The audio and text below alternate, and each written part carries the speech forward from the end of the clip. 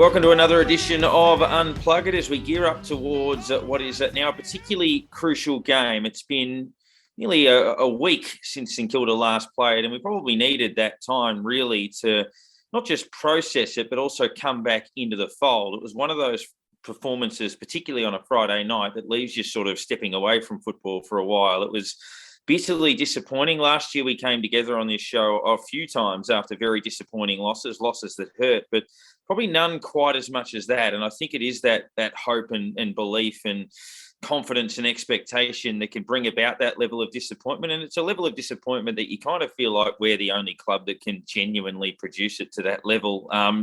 We're always talking about Essendon games and the influence. It's always the shocker. It's always the loss that potentially derails things. And now, obviously, the challenge falls very much at their feet. That was their worst performance for the year. They've had a very good season, it must be said, but that was a genuine shocker. Their first genuine shocker for the year in reality. But it came at the worst time because with Collingwood and Richmond and the Bulldogs building a bit of momentum underneath them, and certainly in Collingwood and Richmond's case with easier draws, we needed to maintain our advantage on the table, and we gave that up. So much so that if the Western Bulldogs beat Hawthorn on Friday night, we'll drop out of the 8 before our game is played. So obviously a chance to get back into it. But we still need to find 5 wins. We needed to find 5 wins at the start of that Essendon game. And we find ourselves in that position now, needing to do it the hard way. We probably felt that with Essendon, Hawthorn and West Coast to come, that you might bank those 3 and try to find the other 2 that you need. Now we've obviously got to try to find 3 that we need across the way. But it was a really frustrating performance, one where the immediate reaction was it hurts, but probably a level of anger and disappointment. We know what the game and the day meant to the football club. And it's a second year in a row, really, that they haven't shown up for that particular occasion. I know it was Melbourne last year and they turned out to be a very good side, but our performance was certainly lacking. And I think there's an element of disappointment that comes in that. There's an element of why Essendon again, and there's an element of you've built it up. You've shown all of the promise, and everything you've done this year in terms of commitment, pressure, intensity suggested that you had moved beyond that. And all of a sudden you pull that out right when you didn't need to, when you desperately didn't need to. And that was the part that frustrated me the most. And H, I might throw it over to you first. There's probably not much to review from a game point of view other than to suggest how painful it was. I think I got so down deep into it last week, saying just how important of a game it was. Just I was trying to find the words last week to say we can't drop this match, and we've simply gone out and played an absolute shocker and absolutely done that. And you just sort of think what were we doing? What were we looking at? How did we go into this game? We know what's at stake, but it just didn't feel like we were that interested. It just felt there was players that were like, some felt like, I think they just turned and thought, oh, we just win this and that's it. And you can never go into a game thinking we just got to turn up. It's not how it works. And I mean, we said how big a game this, bigger danger the game this was. You rattled off a few other games from previous years where it's exactly the same situation, and it's just repeated. And you just look back and go, yeah, if that's how we go into a game, we don't deserve to win a game like that. And yeah, as you're saying, the Bulldogs win this week before we play, and we drop out of the 8, and you sort of go, well, if we're losing to the third bottom team, that's probably where we belong. So it's a shocking game to look back on. Yeah, I don't think I could even sit through the 5-minute bite off on KO at the moment. It's just the sort of game you go, I never want to see another replay of that again. It's just not something you would want to do to yourself. So yeah, and I think the less this game's spoken about, the better, to be honest. So yeah, well, hopefully they've had a bit of a rocket up in this week, and we'll come out firing this week and put it to Sydney. And we know Sydney can turn up on their night and cause some real damage. So yeah, let's hope that we decide that this game's actually an important match and we show up. It's one of those ones that it's difficult even a week later to, I guess, find the words to describe what happened on Friday night. I mean, I think for the first time in a very long time, the overriding emotion was anger. And I think we're all used to that. That's so St Kilda. It's why we talk about it. It's why we have that conversation every week. That's so St Kilda, because it's kind of part of the history and the fabric of our football club. Is that it's disappointing things happen to us, and it's these weird things that only seem to happen to us at times happen to us. And I've spoken to a number of people throughout the week. I've barely wanted to talk about St Kilda. I haven't worn the colours. I'm wearing the colours tonight for the first time all week. As soon as the game was over, literally as soon as the final siren went, I turned the TV off and went to bed, which I can't say I've done for a very long time. But this was different. This wasn't disappointing. That Charlie Clausen said, I had a text exchange with him during the week, that St Kilda fans have this cumulative PTSD as a fan base. We've got PTSD and we're so used to this stuff happening. And even that didn't seem to, I guess, be strong enough to describe how I felt. And like I said, we're used to that disappointment, and I can't believe St Kilda just did that. That's so St Kilda. It's so St Kilda to lose that type of game. You lose the unlosable game. You lose games that you shouldn't lose. But for me, that it wasn't so much that, it was, how the fuck did we lose that game? How the fuck could we turn up? How the fuck could we turn up in that respect and pay tribute to a legend of our football club, our former skipper, known for his toughness and his passion and his heart, and deliver that sort of performance? Like, that was the overall emotion. I was ropeable from Friday night through probably Wednesday. And that's when it started to mellow a little bit, and you start thinking about next week. And, well, does it, if we beat the Swans, does that even it up? If we come in and we win a game that we're probably not expected to win, does that even up the ledger a little bit? And I'm still disappointed enough and angry enough at that performance to think that maybe no, like, we could win this by 20 goals, and I'm not sure that it makes up for the performance, not the loss, because you lose games of football and that happens, but the performance was out of the box. That was something different. That was something that I was not expecting. And it was more than disappointing. It was frustrating. It was anger inducing. And I felt for the Frawley family. I felt for the fan base. I felt for everybody that was hurting, because it was a real deep hurt. And you mentioned H at the top. We spoke about this last week. This is the definition of a must-win game. I mean, it was a super important game for the future of our footy club, for the season, the way that it stands, for what's coming up over the next 6 or 8 weeks. But intrinsically, for the fabric of our football club to show up, to turn up and deliver a performance of passion and of heart and of guts for Spud. And that was really important. And we just failed. Like, that was an abject failure. And that's the only way that I can describe it. Yeah. And it's interesting. I think one of the big words that's been spoken about really amongst most Saints fans on social media, this podcast, the Red, White and Black boys with their pieces as well, has been trust. So learning to trust. And one thing over the season was we were starting to learn that even when they didn't play particularly well, there was a base level of effort. They'd fight back, that they might eventually get beaten, but every time a side got on top of them, they'd wrestle it back and come back into the game and hang in there. I mean, the Collingwood loss, they rallied back. The Melbourne game, they rallied back. The Port game, they just didn't kick straight.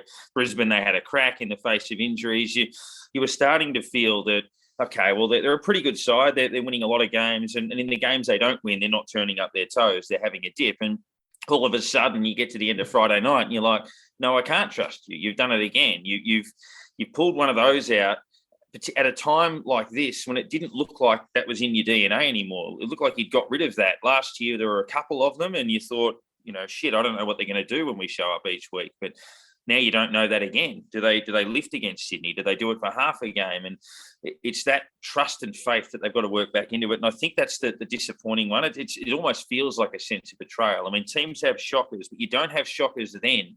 You don't have shockers when you need them like that. Like maybe Brisbane are having a shocker at the time of this recording. You're playing a good side. You're away from home at a ground you don't play well at. You know, there were no excuses for us to do that. And it's not just the hurt it does for you, but there's a lot of people that you know in your life that also support it as well. And I got the following text from my dad, who's as passionate a Saints fan as you could find, the morning after the game. And it sort of summed up the way I felt. And he texted me saying, my father met my mother in St Kilda. He sold footy records at the Junction Oval in the 1940s when he was 8 years old. He lived in St Kilda. He went to the 66 flag. My cousin Trevor and I went to every bloody game through the 70s and every game through the 80s when we were shit. But last night bloody hurt, embarrassing. And it's things like that where you're like, the amount of shit that you consistently go through all of the time. And we'll get to it a little bit later when we preview the Sydney game, but it is on them and it is retrievable. It doesn't necessarily make up for the Essendon game, but it's what they have to do now. You've got to go out there and basically get that back. You get that back. You get things back the way they were supposed to be. You've made it harder for yourself, but that's your fault. So fix it. It's funny. You use some pretty strong words there, Parker. I mean, we talk about football. Football's just a game, right? Football's a game. It's a bunch of blokes or girls getting together and playing a game on a whatever it is, a Friday night, a Saturday afternoon, or whatever. But you know, we talk about this football club and spoken to guys like Charlie or Phil Daladakis or Matt Hardy about this show being a bit of a therapy session at times, and sometimes it feels like it can be cathartic to vent or rant or whatever. But you talk about trust and betrayal, and these are things that are not, I guess, feelings of fans of something. They're feelings and emotions of real people that are in a relationship with something and you know, another entity. And for us, it's our football club. And to feel like you lose trust, to feel like you've been betrayed or humiliated and embarrassed, like that, they're real human, serious emotions. And the amount of that we've seen in the last week has been more than, you know, that text message from your old man says just about everything there. That loss was a failure, and we're used to being disappointed. You know, we said it before, we're used to being disappointed by this football club, but this felt more than that, and it's going to take more than just another win to make up for it. We've had some disappointing losses this year. I mean, you look at Collingwood, was disappointing, but round one, shit happens. You don't turn up for 2 quarters or whatever. You're not quite prepared, and a team takes advantage. Port Adelaide. Now that's so St Kilda. You know, that's a game that you shouldn't. We'll be the better team for most of the night, and we let it slip. That's so St Kilda. It's super disappointing. Melbourne, just a clinical, efficient football team, just a level above. Brisbane were much better. I know we know what we faced through the second half, but you know what? Even if we hadn't lost 2 guys in that game or 3 guys in that game, we were probably still not good enough. And Brisbane were just better on the day, and that's okay. But this was something else. This was absolute abject failure on our own behalf to not turn up, to not show up, and to not perform on the bigger stage. And we've shown that time and time again over our history. You get primetime games, you get big time, you know, big stage under the lights, Friday night event games, tribute games, milestone games, and we bottle it, and we bottled it again. And H, I don't know if people were looking closely at the ladder. A lot of journalists kept writing things about, top 4 chances and all that sort of stuff. If we don't find an upset victory somewhere, then that is a catastrophic loss in terms of our finals chances, not our top 4 chances, but our finals chances. So unless we upset somebody, we won't make the 8. Yeah, well, I mean, we knew the draw that was coming up ahead of us. We knew that beating Essendon was crucial, knowing who was coming after it. The fixture we have coming up, it's almost we've almost got to play all the teams that we will be coming up against in finals if we make it. I mean, in a way, that's great. If we make it, we know we've beaten these teams. That's the best way to look at it. But now the fact is we have to beat these teams to get there. And at the moment, yeah, they're all pretty much sitting above us. They're all traveling okay at the moment. And it's just, you look at the fixture ahead and you go, these teams turn up, we're not going to beat them. And it's a fact of if we didn't drop the Port Adelaide game, if we turn up against Essendon and beat them, we're currently sitting comfortably inside the top four. And that's how you have to look at these two losses. I think we talk about, we've picked off a couple of games against Geelong, or we've beaten Richmond earlier in the year, beat Freo. But that's if we're a good team, we win those games, but we also win the game against Port Adelaide. We also win the game against Essendon. It's just a situation of where we're not where we should be now. I mean, let's just take one of those games. With the right result, we could even with just the one extra win, with the right, I guess, a good win or whatever, we could still be either in the top four or just out of it. It shows you how crucial these games have been, and we've failed at the first hurdle, and the hurdles coming up in front of us are a lot higher than the ones we've just tried to get over. So it's not going to be easy, and the only way to look at it, I guess, is if we do make it there, we've actually deserved it. Correct, and those good wins show that you are still capable of it. But H, if you could find three good players, you can kick us off with the votes. Well, the best of what was there, I guess, was the way to look at it. I ended up giving. Oh, I sort of looked at it in the way of. I went to the stats afterwards and looked and went, all right, who's cost us on the night? I looked at players, like just going through the clangers to begin with. I mean, you had Rowan Marshall had 14 touches, 7 clangers. You had Dan Butler had 10 disposals. He had 6 clangers. Even Cal Wilkie, 16 touches, 6 clangers.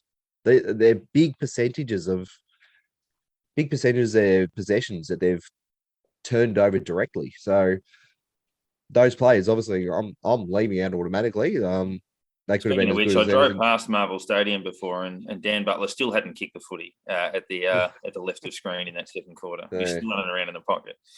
Yeah, there was some interesting decisions, or non-decisions, you might say, made by him on the night. But I gave one to Brad Crouch. I thought he gave a lot on the night. I reckon he was one that actually kept trying all night.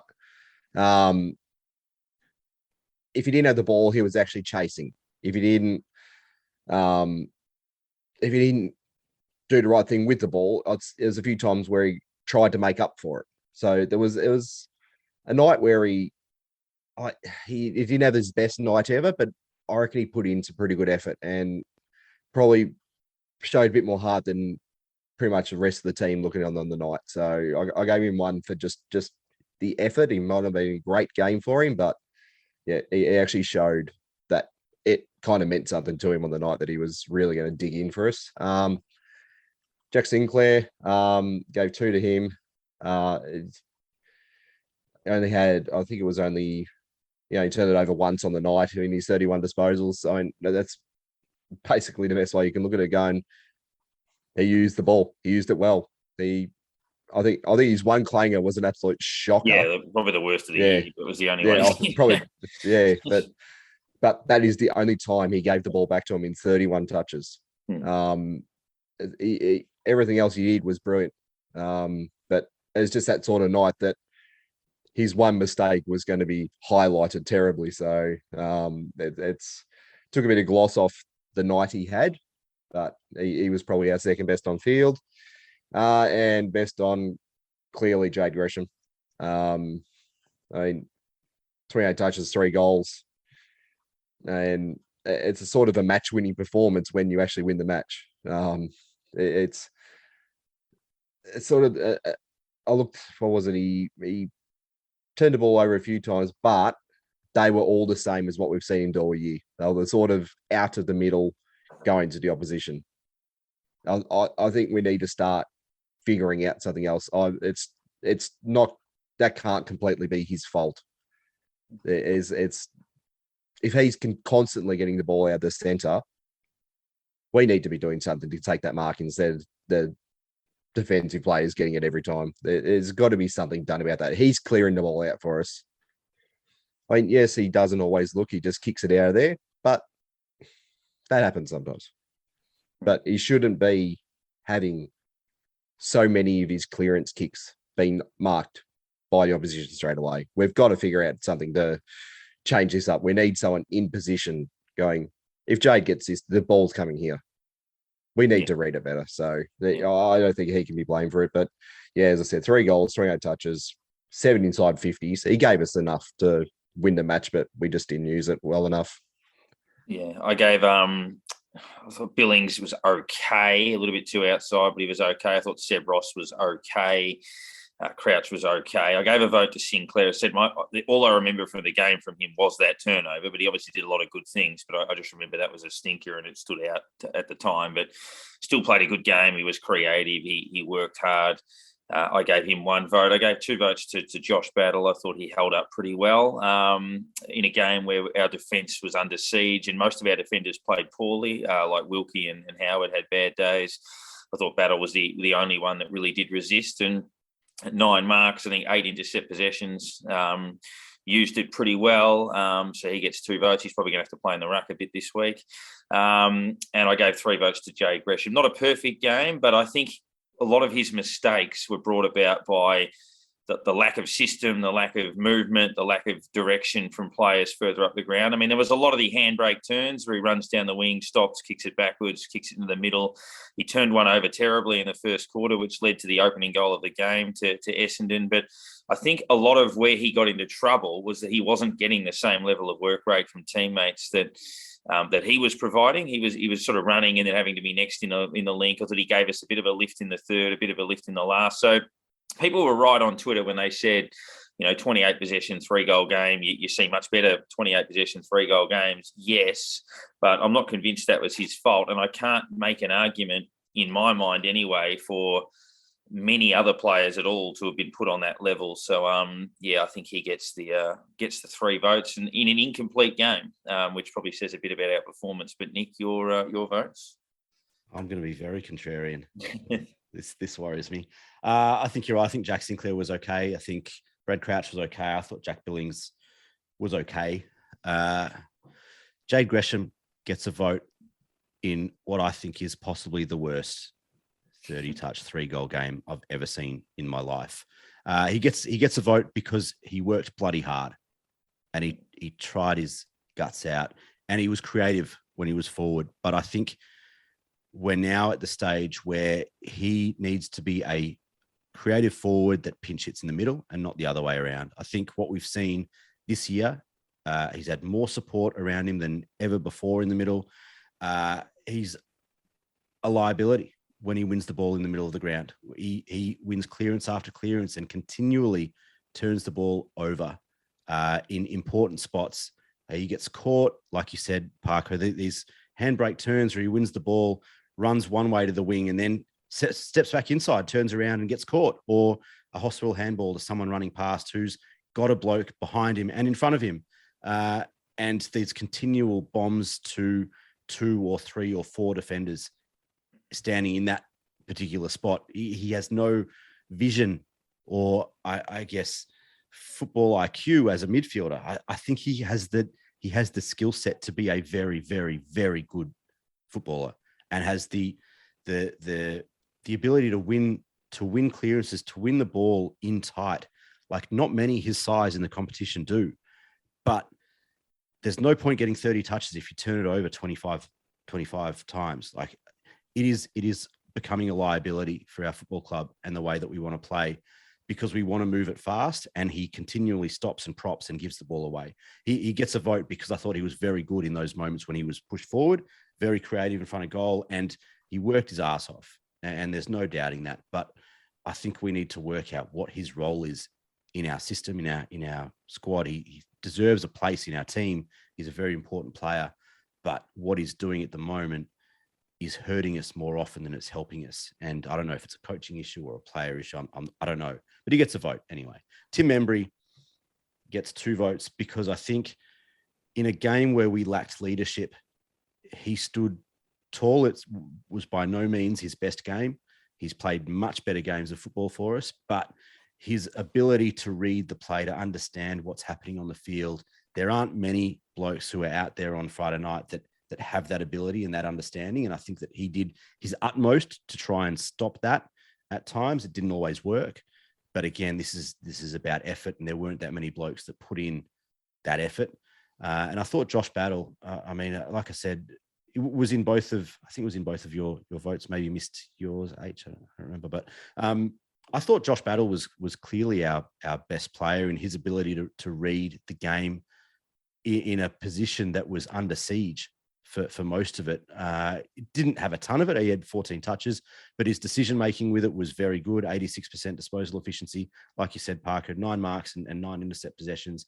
I thought he stood tall and was one of the very few that could hold his head high, as he has been most of the year. But all in all, I mean, it was very tough to pick 3 blokes to give votes to. Yeah, absolutely. And you feel like you were giving guys votes that wouldn't have got close. 100%. I mean, Josh Battle giving Josh Battle 3 was probably the 10th best player on the ground. And I don't think 6 or 7 out of 10 games. and I don't think Essendon were particularly good.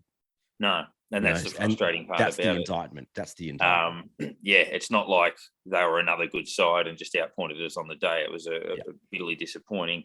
Our next guest is an interesting one. We've gone down the admin path a couple of times. Obviously, Ross Oakley, one of those examples, although he did play for St Kilda. Our next guest was a president of the football club during some of the more significant times for probably most of our lives barracking for the club. And I speak, of course, of Andrew Plympton. Well, I guess the good news is the lights can't go out today. After that last meeting, was that the weirdest thing that's happened during your presidency, the last time Essendon played St Kilda at Waverley? I think it was. Human behaviour was interesting to watch the night those lights went out. I guess the other part, which was amazing, was to get 17,000 people back 2 days later at Waverley Park for 20 minutes of football. Was there a president's dinner during the replay? Yes, there was. The AFL put on pies and pasties to bring it back to what football used to be like. All mod cons. Now, let's talk about the Docklands, because obviously on face value, it's a good deal for the AFL, or appears to be. Is there a place for St Kilda in the Docklands? I think there is, quite definitely, for one reason, that the AFL has clearly stated that it's going to get rid of Waverley Park. Therefore, we could well be without a home unless a private developer, Hawthorn and Collingwood want to do a deal out at Waverley Park. That puts a number of options for us. But yes, quite clearly the Docklands is a good option for St Kilda Football Club. Well, Andrew Plympton was president of the Saints from 1993 through until the year 2000. A heck of a lot happened during that period. Multiple coaches, a pre-season premiership, an AFL grand final in 1997, a move from Waverley Park to the Docklands. Technically, obviously, at the start of the move from Moorabbin to Waverley, which happened between 92 and 93. Obviously, the passing of a club legend in there as well in Trevor Barker. There was a heck of a lot to work through. The AFL was working on mergers, and our name had been thrown up a couple of times during that period. But here we are. And Andrew, thank you very much for joining us. Pleasure, Darren. Yes, a lot happened in 9 years. What I wanted to start with, we had Ross Oakley on a few weeks ago, obviously talking about his hard luck stories through the 60s, but also we asked him the question as to how perilous it got for St Kilda during that period when there was the Hawthorn and Melbourne talk and the eventual Fitzroy merger. He said we were never as close as a lot of other clubs. Is that an accurate reflection? Were we always relatively comfortable despite what happened in the mid-90s with the Save Our Saints? Yeah, I mean, I had a discussion. I had a discussion with a number of clubs, and perhaps the one I got closest to on behalf of the club was the Carlton Football Club. So people didn't think that I'd do it, but in a sense that it was a position that we didn't talk about football colours, position on the ladder, or a number of premierships. It was a likely fit if we were to go down that down that path. So. I spent a good deal of time with John Elliott and with the Blues, and interesting times. Andrew, I guess going back to the very start, but you're a football nut. You're well known to love the game of football. How did you end up at the footy club? Okay, So I loved the Saints as a young guy. I lived in Brighton, so I used to go my very youngish days to the Fitzroy Street ground and saw the emergence of Dittrich, etc., like that. So I started off as a strong supporter of the club. And I joined the Halos at a fairly young age, and then they asked me to become chairman of the marketing committee for the club. Back in those days, Nick, there was both the football club and the social club. So there was two different corporations, two different entities. Some would argue very much at war with each other during various times of the career. So I sat between both of them. And then when we did the deal, which I wasn't part of, I wasn't on the board, to sign up to move to Waverley, there was a high level of discontent within the membership of the club. There was a huge faction of the club that didn't want to leave Moorabbin and go to Waverley. So the board had a few issues with various pressure groups. So they asked me to intervene and become, if you like, the conduit to within the social club and the football club and these groups. So there was a group called Keep the Saints at St Kilda. And I should use one name who's well known in St Kilda circles, who was very much involved with that, called Bruce Eva. So there was a group of active people. They were determined, but they were also they were polite. They thought things through. So that was 6 or 7 months of going through that, and from that, and when we finally got the vote to move to Waverley, the club asked me whether I'd be interested in becoming the president of the club. So I spent a very small amount of time on the board and became president pretty quickly, soon after that. When you first came into the club, was there any ideas that you might have brought up that you say, oh, this is sort of what I can see could be something that could work for the club, or this is not working for the club, or anything that you tried to implement or that may not have happened that you thought might have been a good idea? Yeah, look, I went with very much, with an open mind. I, lived as we all have at St Kilda, lived with, the one premiership saga all our lives and all the baggage that goes with that. And I could just add, look, I've been very fortunate since St Kilda. I was in charge of Olympic sailing for 3 Olympic Games. We're number 1 in the world, number 2 medal team in Australia next to swimming. And I've also been involved with the Institute of Sport for 10 years as a member and director of the Institute of Sport in Canberra. So, in that sense, I've had 30 years experience now in high performance sport. One of the issues, I guess, that I saw from coming on board Skill, I always thought that Moorabbin, as much as an emotional, lovely place, was a millstone around our neck. And, one thing I did was some research in history of why St Kilda, one of the reasons why St Kilda was unsuccessful. And people seem to, I won't say forget, but not give enough credence to the fact that we had spent so much time and energy and planning of moving out of Fitzroy Street to Moorabbin. We spent all our spare cash on building stadiums, the Graham Huggard stand and all the rest of it. But we missed that era in football of where footballers were being transferred on Form 4s, etc., like that. And we just didn't have the cash to compete. And, when you consistently don't have cash to compete in the marketplace, you get yourselves behind the 8 ball. And that's exactly what we did. And of course, in those days when you were trying to attract players from Adelaide, Western Australia, Tassie, etc., and you didn't have either form or the likelihood of form, going into the 70s where we expanded into Moorabbin, it was just a difficult time for the club. And I think one of the things is not blaming people. People did a great job in keeping the club alive, but it was just a very difficult time. We were financially behind the 8 ball. Can you take us through how you negotiated through some of the challenges in the first 2 years? So obviously 93, we're at a new home. The form unfortunately dropped off a little bit. We had the Nicky Winmar situation with his manager where he left for a while. And then obviously a coaching change at the end of that year with Sheldon going out, Elves coming in. And then 12 months later, you lose Tony Lockett.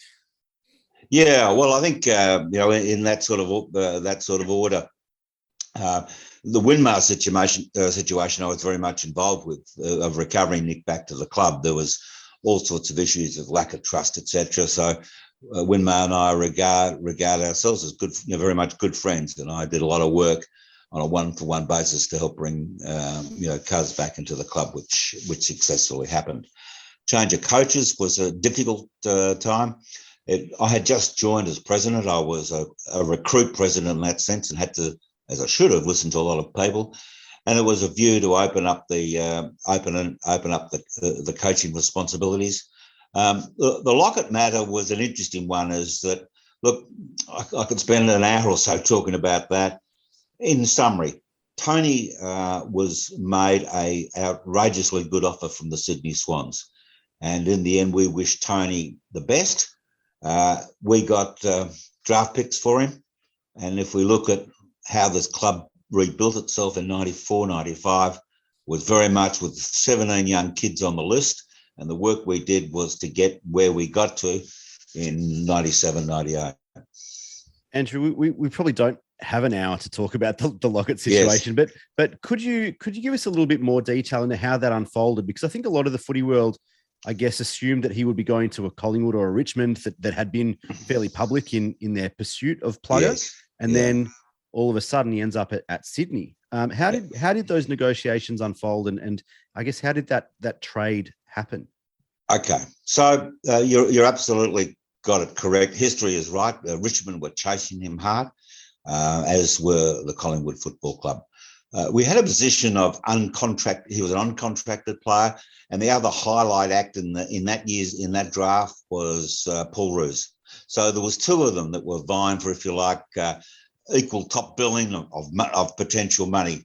So Collingwood made every effort they could to negotiate with us at St Kilda, as did the Richmond Football Club. In the end, Sydney offered us the best opportunity of draft choices, and to Sydney's credit, they offered Tony an absolutely fantastic deal. And all through this process, credit to Tony, was that he had always taken the view, ahead of his manager, of saying, I want to do the best for the St Kilda Footy Club, and the best draft choices and the best opportunities came from the Swans, as well as the best package that they provided for Tony. So in that sense, he was an uncontracted player. He could have left us in the lurch and just gone and made decisions, but he worked alongside us as we worked with the Swans to get the best possible deal for him. He did for himself, and get the best possible deal for the Saints. So out of that, we got 4 draft choices, and it enabled negotiations to take place. As I said, over that sort of 2-year period, we recruited an enormous amount of players: Smith, Brown, Jones, Lappin. We got Darryl Wakeland out of the Plugger deal. So, I can go on with that list later on: Andrew Thompson, Max Hudson, etc., like that, Barry Hall. So we got the core of the group of players, Peter Everett, that supported this club for 10, 15 years, either playing for this club or other coaches using them as draft bait to go and trade up. So it was a fantastic group of players that we brought through the club. Sam, we think about those players that came in and the list we started building through 95. We started showing a bit of promise. Then started 96. We end up and go and win the Ansett Cup, as it was at the time. Do you think the win in that Ansett Cup was actually a good thing for the club? Do you think it gave us, I guess, more confidence, or do you think maybe that might have given us a bit of overconfidence, like in going into the season, because we know we didn't travel too well that year afterwards? Yeah, look, it was a mixed year. Interesting, Aaron, because I had many discussions with Stan about this after we'd won it. How hard, the question was for us, how hard were we going to go for it? And was it important to us? Was it important for the club? 2 reasons it was important. One, to give a lot of young guys the ability of playing together, which certainly evolved. The other thing it gave us was we had to win 4 games in a row to get there. And one of the disciplines of football is consistently winning footy games, which perhaps our club might want to reflect on at the moment. But it just gave us a sense of purpose of winning 4 games in a row. Later on in the season, we got chewed out in many games. I remember one big one against North Melbourne. And the answer in 95, if you look at the profile, the strength and conditioning of many of our younger players, Jones, Smith, Brown, we just weren't physically able to match clubs like then Essendon and then North Melbourne. But we quickly grew. when the players got 20 to 30 games under their belt, developed physically. So 96 was a sort of year of coming together. We weren't quite strong enough to compete at the top end. A two-part question. Sorry. So a two-part question on 97. So obviously it started poorly. How close did it come to reaching an end point for Stan in about round 5? And then I read an interesting article a few years ago about the build-up to the grand final, how I think you were still in the office at 10 o'clock the night before taking calls from other presidents, John Elliott, Richard Collis, offering you tickets, offering you advice on what to do and all of that sort of thing. Can you take us through the Stan evolution that year and then how you handled grand final week? It would have been obviously quite unique. Yeah. So look, firstly with Stan, there was somebody had started a story in the press, and it wasn't ourselves. We had Stan under no pressure, but I do remember the game. Memories. We played Brisbane, I think round 6. It was a hot day, 30 degrees in Brisbane, and we lost the game. And we should never have lost the game. I remember walking across the oval and getting a mobile phone call from one of the journos from the Age saying, "I believe Stan Alves is about to be fired," which was news to me and news to Jerry Ryan, my vice president, and other board members. Anyway, it sort of got a little bit of momentum. So I had to hold meetings all during that week. And my response to the media was, it's not Stan under the pressure. The whole club's under pressure. We expected to be doing something special in 97 and we weren't. So thankfully, we turned the pressure off Stan. He took the pressure off himself. Certainly straightened a lot of things out within the club structure of how we're going to approach games. And after that, we sort of clicked and came together. So there was no pressure from the board on Stan. There was pressure within the football department, within the playing group and all the other coaches of how we were managing ourselves. So it was an internal pressure and we were not doing well. We managed to sort ourselves out though. Grand final week. You guys are great saints like myself. So one thing I remember doing is started really on the Monday night, and I sat next to the table in the back of the boy Harvey who won that Brownlow medal. So one thing that we all promised each other. I think everyone was looking to say, "Oh, look, the Saints are going to get ahead of themselves. They're all going to get out on the booze." That's the officials, people like myself. So I spent a week of not drinking, sitting there just enjoying the company. The Carbine Club was on Tuesday, but it was all very serious stuff. I tried not to be what I can be, and that is having a drink and enjoy myself. So it was a very disciplined week for everybody within the club, and it was a busy week for us.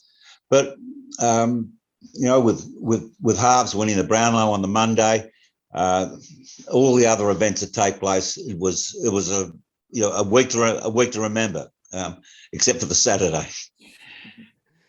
Andrew, we've spoken to a number of the players that were out there that day on the Saturday and about their disappointment, how they had to rebound, I guess, physically, mentally, emotionally. Obviously, there's Joel Smith during the year, does his knee and doesn't come back. A number of other players, Nicky Winmar leaves the club not long after that 97, 98 period. But from a business perspective, a club perspective, how do you rebound, I guess, as an executive, as a board, as a football club from that disappointment, especially with all that expectation and the pressure on the club from fans, from sponsors, all that sort of stuff? Yeah. So, Nick, I think one thing we were expecting, and that was because we'd only won one premiership in our life, and people would gloss over the importance, the critical importance of losing Spider, All-Australian ruckman. And, to me, it was as important to us as Max Gawn is to the Melbourne Football Club, not only for his rucking ability to go forward and kick in goals. So Spider was just in brilliant form and he was so important to us. And then losing Lazar Vidovic. I mean, Lazar was a workhorse for us in the ruck. So to lose them, as you said, Nick, to lose Smith, our forward flanker, and when we played Collingwood round 18 or whatever it was, and then to have the misfortune of Nicky losing his dad, dying on the Thursday, etc., like that, it was a tough time for all of us. And I think we all understood that we were going to be somewhat vilified by many in the media, for being another failure, can't get to success. when you look at our odds and look at our performance in that preliminary final, one would normally have expected us, even notwithstanding some of those injuries, probably to make a real fist of it, which at half-time we're 14 points up, and as you know, Nick, we lost the game. So it was tough. It was tough on the club. I think one of the things we did from a business point of view was that we sort of set ourselves some targets at everything we did. We had to have a measurement for results, and that is across the club, marketing had to increase by 5%. We had a 5% rule on everything we did. Improvement in players' fitness. So everything we measured was an incremental by degree. So the old adage, Kevin Sheedy has extolled this over the years, that if you don't do anything, you don't improve, you stand still, you're going to effectively going backwards in AFL footy. So we put a real test on ourselves of incrementally measuring everything that we did from the club, both in the office, in the marketing and in the sales, and also player performance. And you know what? We got there. And we started off 98, winning games, not by huge margins, but by winning. I think you guys can probably quote me, by around 12, 13, we were first or second on the ladder. So we're up there again. And then things at the back end of the season fell apart. And it was unfortunate. We put too much pressure on ourselves. And you know what? Stan had put a lot more unwieldy pressure on the whole of the football department. It was not a good, comfortable scene to be in at the back end of the season. We just went too hard on too many things and just didn't bring enough people along with us on a really tough ride.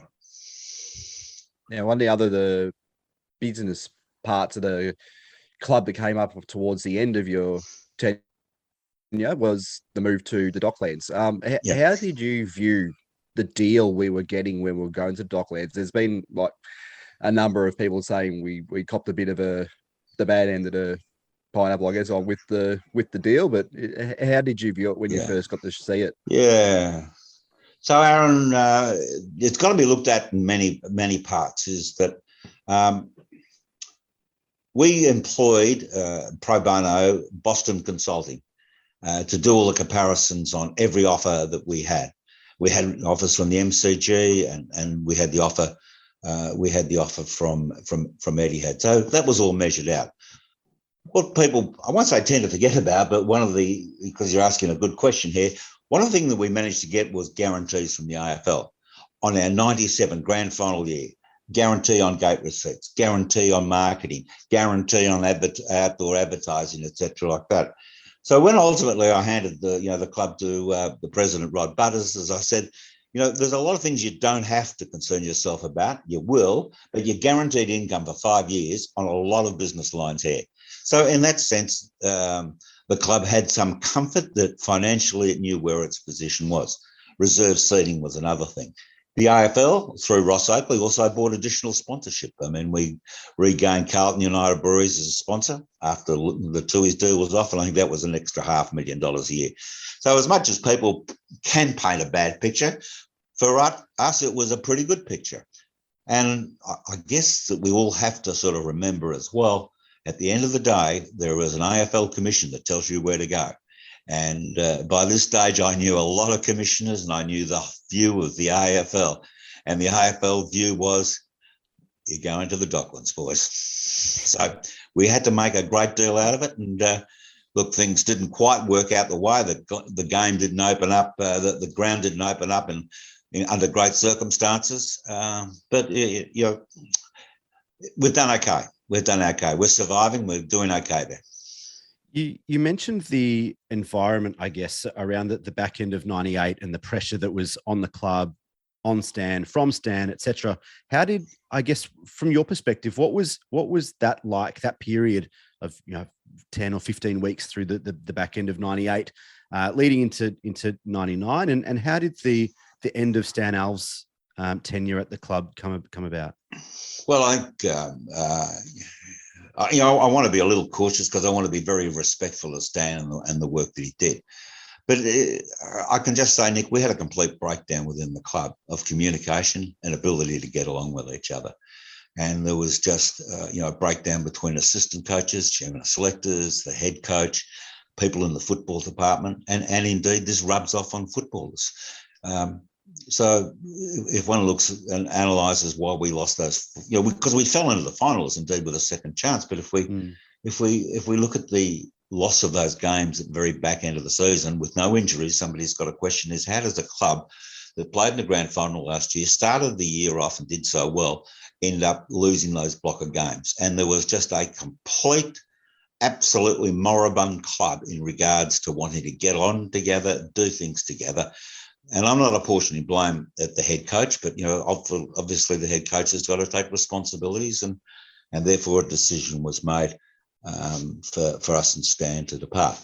Again, let me just repeat, for all the other things that getting us to the grand final, etc., like that, one never wants to lose sight of giving Stan enormous praise. And you know what? I don't have deep conversations with Stan about it, but I respect Stan. I caught up with him a couple of weeks ago at the Team of the Decade, and I don't want to in any way, decry his performance over the years. But it was a tough couple of months for the footy club.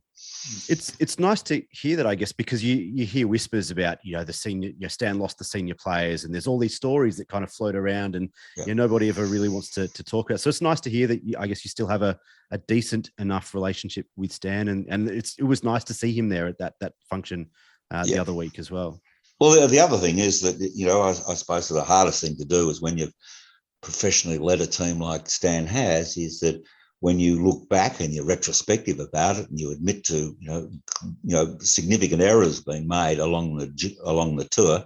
And Stan made a speech at that luncheon, and, he wasn't apologetic in a sense, but he was mindful of all the things that happened at the St Kilda Football Club in his last year of coaching. Last one from me, I guess a two-parter. So do you feel that some of that tension kind of lingered on, in the sense that obviously we fell away a bit 99, 2000, but after you left, obviously that tumultuous 2001 where Butters and co get Malcolm Blight, that last half of season, he's gone, Grant Thomas comes in. Were you sort of sitting there on the outer thinking, bloody hell, what's going on there? And how do you feel now? Obviously 20 years down the track, we've obviously played finals a bit. We're sort of on the way back now after some lean periods, but the club got very close to winning that flag that you nearly won. Yeah. So look, I was always interested in where Rod was going to take the club. I put him on the board. I was pleased to see he wanted to become involved, and I've I have become good friends of Rod Butters. So I could say this about Rod. The first 2 years I thought of his presidency was just not that good. He was sort of everywhere, and the back end of his coaching of his presidency, I thought, was fantastic. He was enigmatic. He was always looking to do deals. He did a fantastic job. The question is, the Blight case was an interesting one, and I'm not so sure Malcolm Blight, in retrospect, really wanted to coach, but he was talked into coaching. It was a great opportunity for him to earn a sizable amount of money. And look, I think the board did the absolute right thing with discontinuing with Malcolm. I think, then because behind the scenes, Thomas came involved, and Thomas, managed to weave some magic and also cause a lot of, some other tensions within the club. So it's been an interesting ride. The other, I guess, big decision that we made towards the end of your tenure as well was we decided to give a newsreader the head coach position. What was it that Tim Watson brought to the table that sort of put him above other candidates that we had at the time? What was it that made him stand out compared to them? Well, I think you've been listening to an interesting interview that I did many years ago with Mike Sheehan, to call him the newsreader. One of the most celebrated, with great respect, one of the most celebrated people in football. The on-field coach of the Essendon Football Club of 300 games, revered in the game.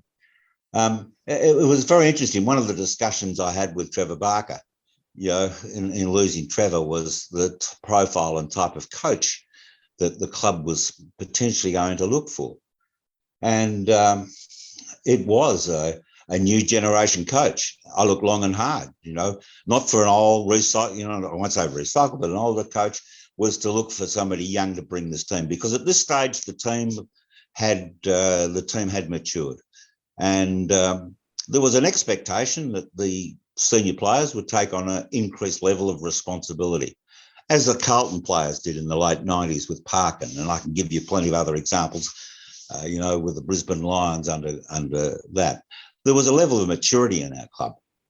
People criticise our club for lack of leadership. 17 of those people have gone on, whether it be young Lappin, whether it be Harvey, etc., to coach and stand up in senior football positions. So, there was not a question of this club having leadership problems. Hall went on to captain the Swans to a premiership. Darryl Wakeland went on to be the vice captain of Port Adelaide to win a premiership.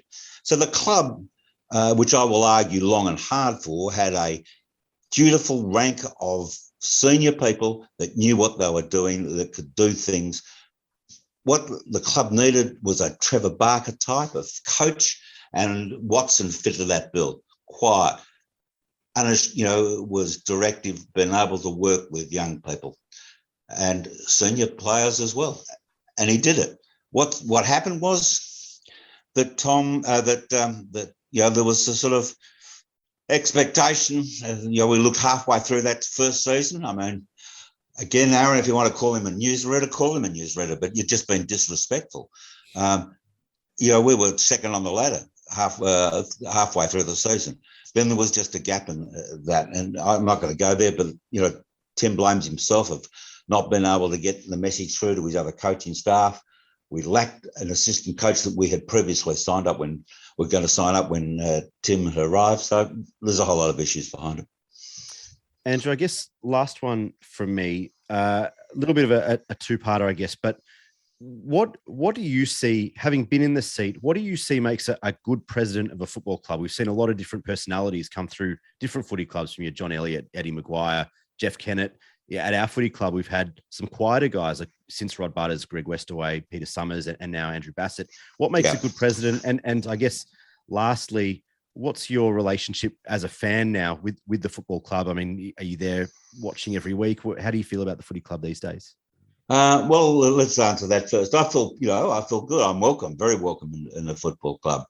I knew Bassett in a prior life.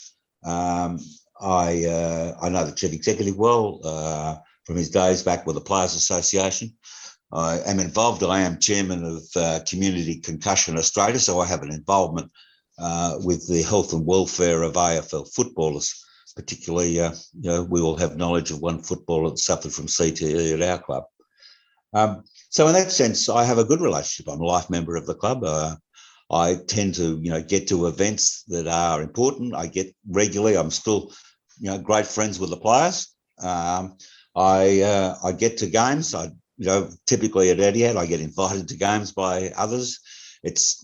I have lots of other things in my life. I do a lot of sailing still, competitive sailing. So, I'm active, but I love the club, and I still go there and give them advice and catch up with particularly past players. I go regularly with football with Gary Conning, etc., like that. So, lifelong friends I have from the St Kilda Footy Club. What's the profile required? I think the profile's changed a little bit. It did require, back in my years, when I look at the great personalities, they're not saying they're not great personalities now, but clubs were very much president-led in many ways. The chief executives, tended to sit behind the scenes a little bit.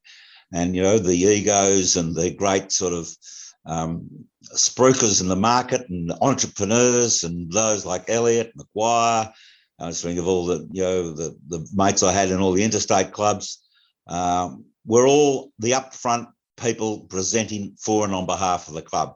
Now it's very much more controlled by CEO. The CEO role has been lifted a few notches. Their pay grade has been, and they are a critical and important part of the club now.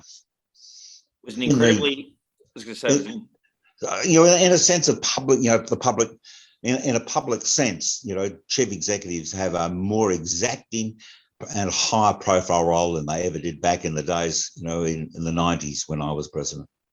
was an incredible period at the club from 93 to 2000. There were a number of significant challenges and significant decisions, and you always led the club through that with passion, and we appreciate you giving us some time. You've got a major role and a major chapter in the club's history, and we appreciate all you did. Thank you very much. Appreciate it. Andrew Plympton, there's some good insights, particularly the Stan L stuff from the late 90s, which has always been a hotbed conversation amongst St Kilda supporters. We look ahead to Sydney.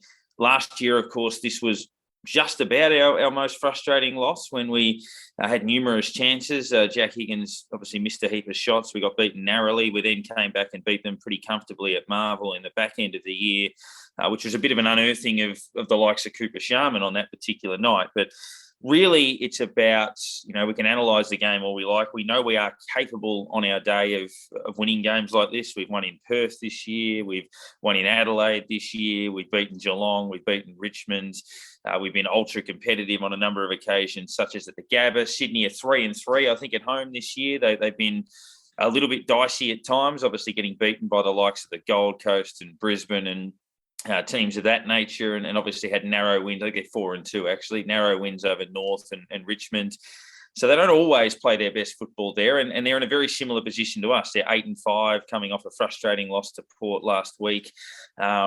But we know they're always honest. They're always likely to do what they need to do under pressure, and you've got to do it with them and better than they do. And to me, it's really just a case of what do you stand for, Saints. I think everybody knows that was unacceptable. I think they know that it's unacceptable. And I like what Brett Ratton said after the game, saying you're going to have a shit weekend. That was a very disappointing performance, the most disappointing in his time at the club. And he put it on the players, saying that if you want to achieve what you want to achieve, you're going to have to do it the hard way. So you are capable of it, but what do you stand for? Are you prepared to put that in the rearview mirror and not produce that again? And you will be forgiven. We'll always come back. We're loyal. You know what I mean? We're suckers for punishment. By Saturday and Sunday morning, I was messaging Saints mates about how we were going to beat Sydney and structure up, and you get back on the horse and you keep going, despite the fact that it was a pain in the ass all the way through that weekend. But again, here we are, and we'll be here again.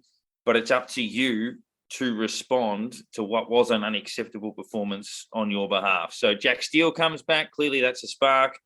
Cooper Sharman, I think, is important to the structure. Paddy Ryder managed. I think he's been struggling a little bit over the last couple of weeks. So has Marshall, but we know Marshall's generally better one out. We take that risk again that if Marshall goes down, we're obviously a bit light on in the ruck. We don't have Jack Hayes. Tom Campbell, probably a bit of a liability on a smaller ground, perhaps. So,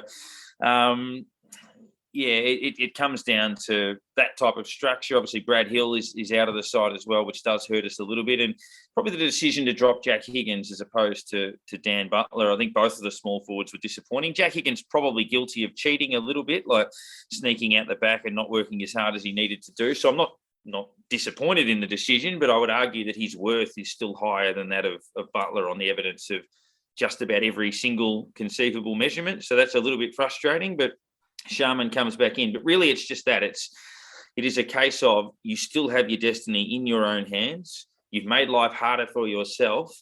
So what are you going to do about it effectively? This is a huge game for us, season defining. You've got to get back on the bike and you've got to fix it, and you've got to fix it now. I think that, you asked the perfect question. St Kilda Football Club, what do you stand for? This is an opportunity, and it may not come all at once, but this is an opportunity for redemption. This is a chance for you to stand up and say, we're sorry.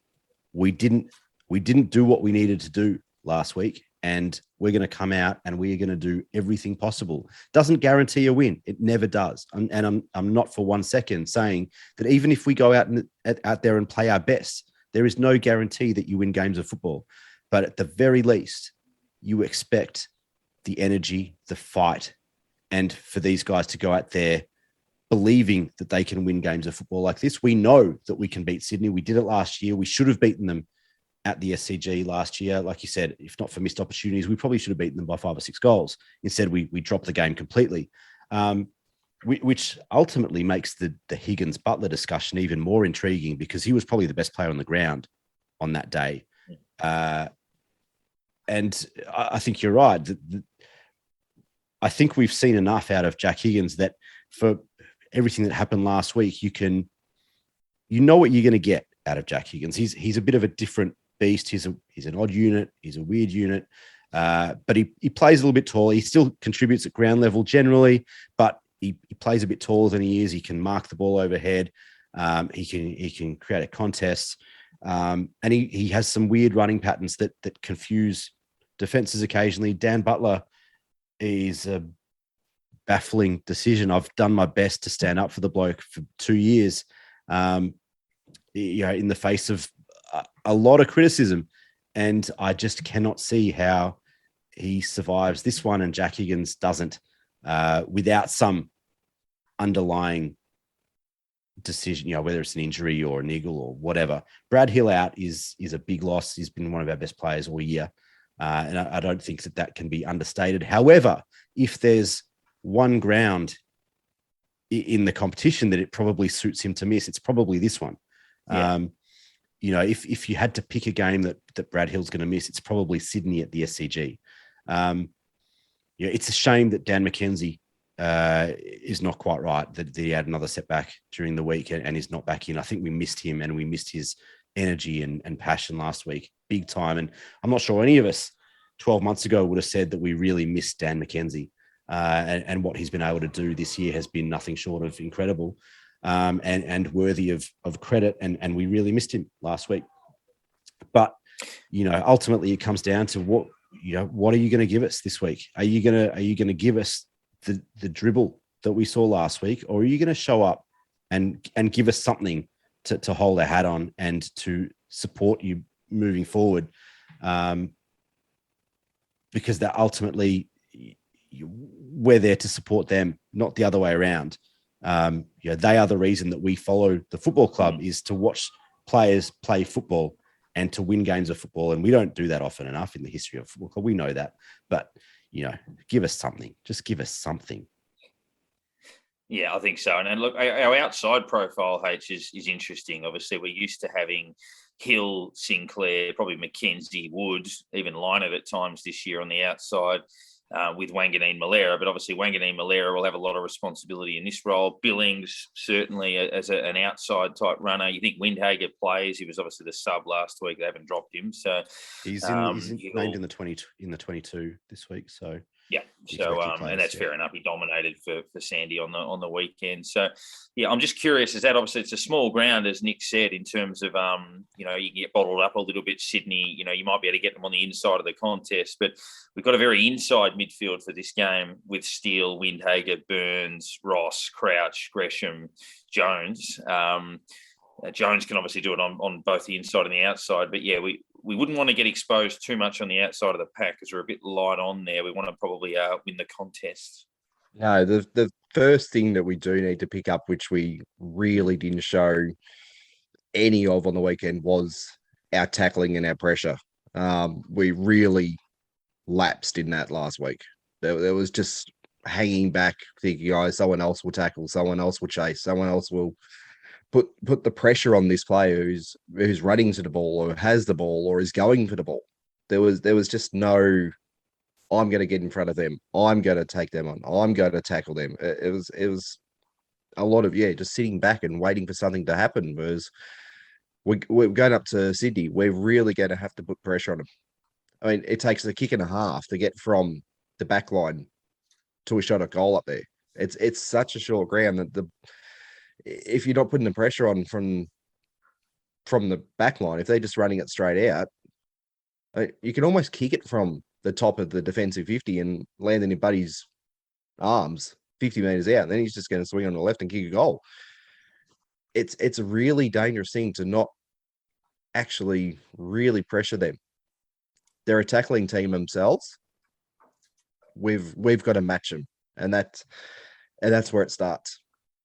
If we don't match them there, they're just going to run all over us. But it's going to be a lot of short handballs, a lot of short kicks, a lot of short, just hitting the ball on to find that open player, because you don't get a lot of open space in Sydney. So you've really got to get that short game right. Get the ball out to the make the space. Get the ball out to someone on the wing by themselves if they can find it, and then hit those targets. Because if you're not making the space yourself, if you're just crowding, if you just I guess not, or just bowling it long from within a pack, as we've seemed to have done, you just basically are going to give up the ball straight away, and yeah, then you got nothing to go with. So get that little game right first, get the pressure on them, get the ball to the back of the pack, and then look for the outlets. We need to move the ball properly. Otherwise, it's a real we're really going to effort. struggle. It's a real effort game, as you mentioned, H. Like this is the Sydney Swans. I mean, we talk about not being able to trust our football club. Yeah, if there's one thing that you can trust in the Sydney Swans, it's that they're going to put the effort in. It doesn't matter if they're a reasonable team, a great team, or a poor team. You know what you're going to get in terms of effort and energy out of them, and they've been that way for 20 years, and you can trust them. As a Swans fan, you're reasonably confident that they're going to show up week after week, regardless. Last week, you mentioned tackling, H.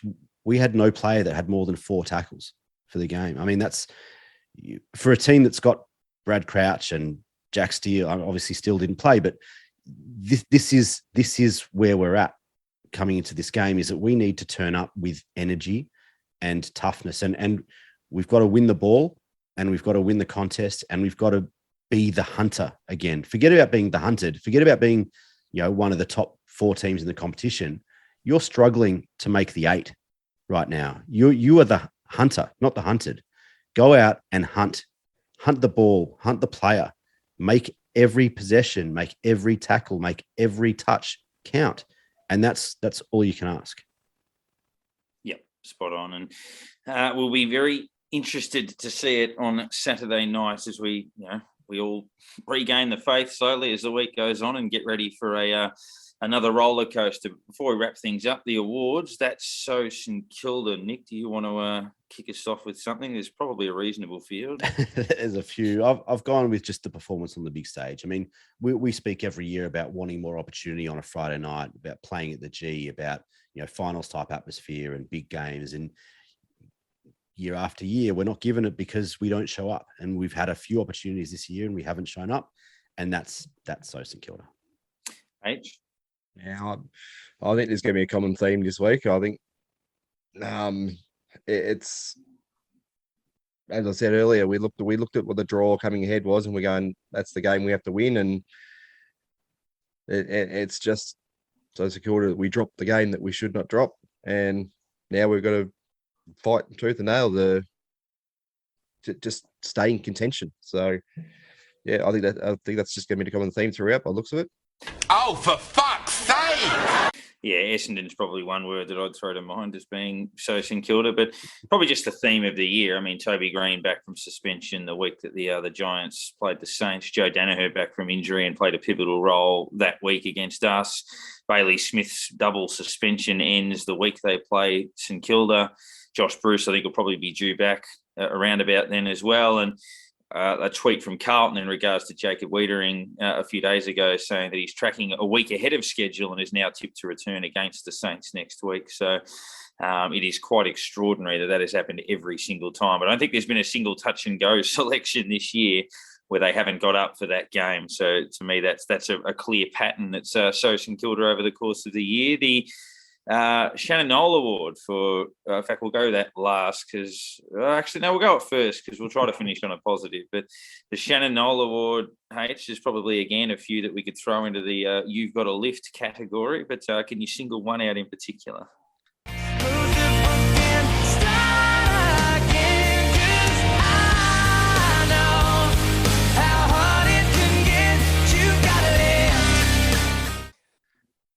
I was just going to throw the whole team in. The whole team has to lift this week.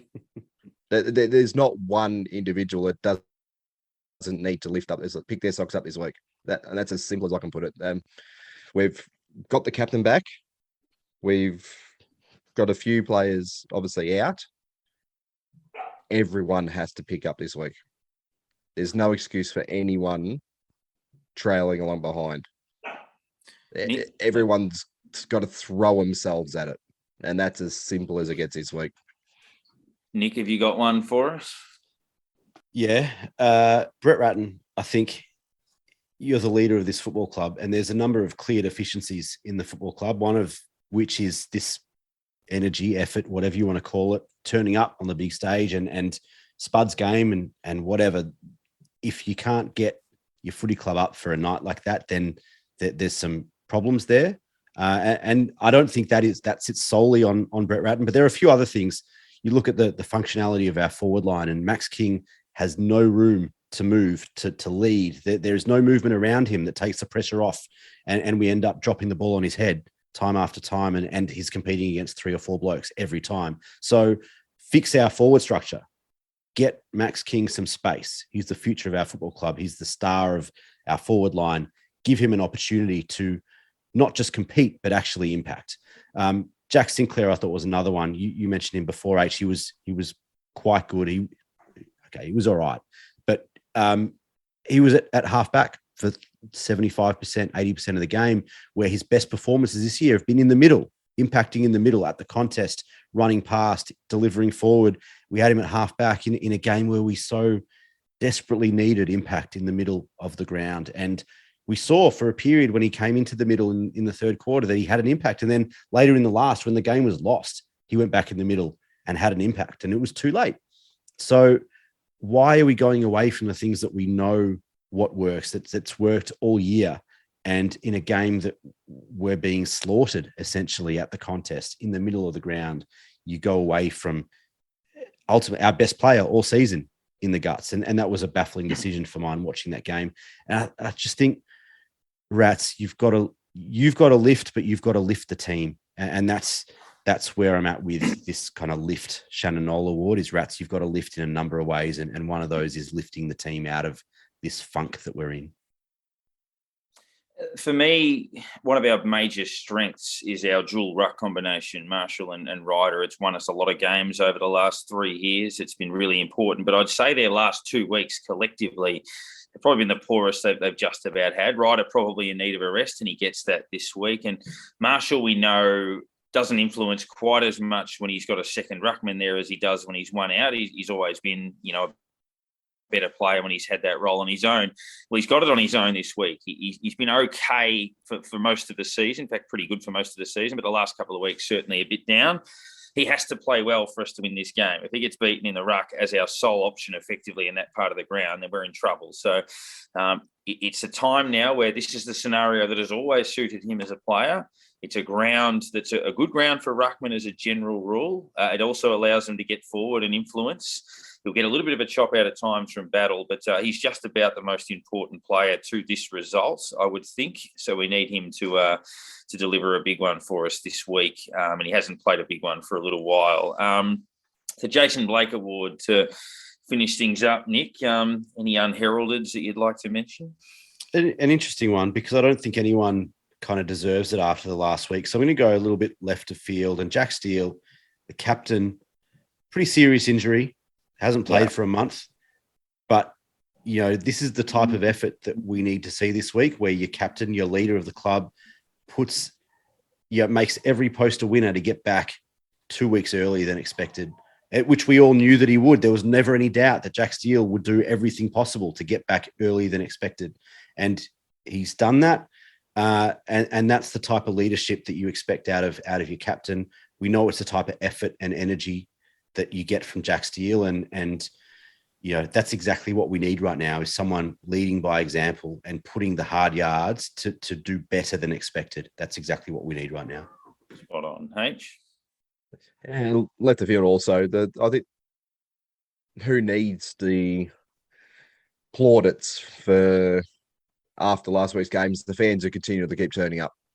That's as simple as going to go with it. I think we keep turning up even after that sort of result, and you go, I think it's about time the fans out there, us, we all get some sort of recognition for what we put in, what we go through each week. It's cool.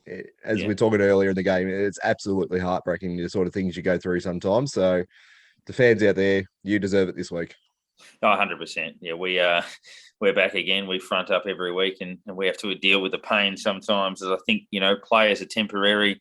mean, they care, of course, but they're there for a short time. We're here for a lifetime, and we have to carry all of this around. And, you know, we talk about games from 2003 that still hurt and things like that. It's, you know, we've got to have thick skins to do what we do. I'm going to give a small mention to Marcus Windhager. I thought that he was dropped from the senior side. He had a pretty good year, but he got dropped back to the twos, obviously with some clear instructions, and went back to Sandy and blitz, 31 possessions, 2 goals, dominated clearances, did everything you would have asked him to do, and then he comes straight back in. So that's a really good response from him. And obviously with some good players coming back and some good players around the group, he's done exactly what you want him to do. He kept putting pressure on and obviously showed that he's probably a cut above that level below. So well handled by Marcus, and he should enjoy this ground, I think. So fingers crossed for a pretty positive day. But I think we've found a way to get through that after what was a day that probably surprised most of us last Friday night, and let's hope that we don't see that again for a very, very long time, and